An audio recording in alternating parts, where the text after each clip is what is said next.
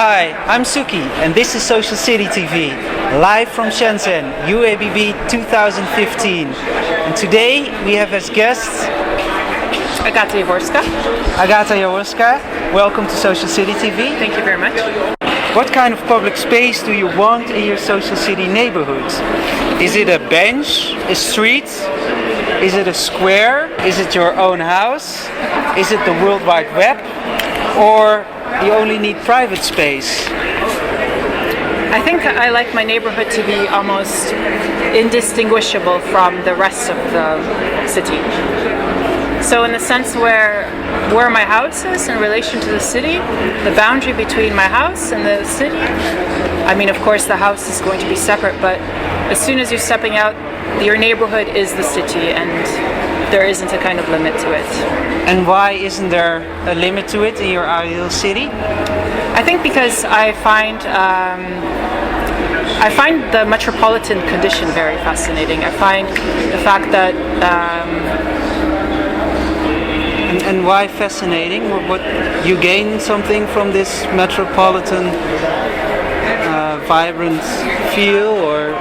I'm not so interested in a kind of more local condition. I just think that living in a big city is the kind of condition in which you have the most access to a lot of things.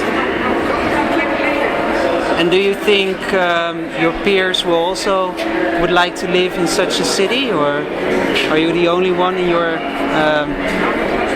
group of friends who think about cities like that? I think, well, basically people in general do live in that kind of condition, and I think whether it's your friends, I think in a way our friends have become more global. We're living with communities both in our own cities but also in other cities in the world.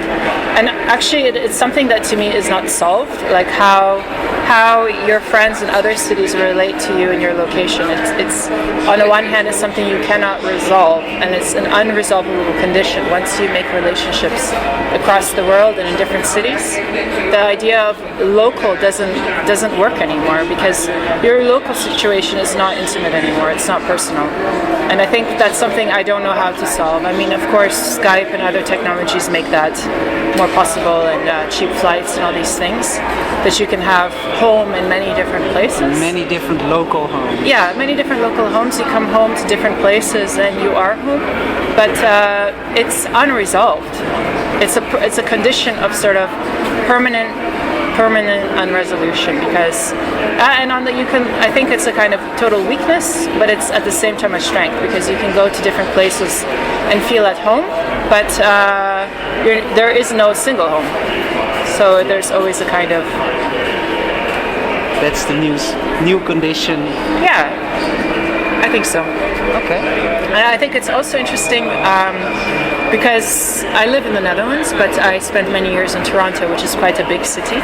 And right now we're in Shenzhen. And Shenzhen, if I hear the city sounds in the middle of the night, it makes me feel at home. And Shenzhen is in a way much different than Toronto, and maybe Amsterdam is more similar to Toronto in some ways.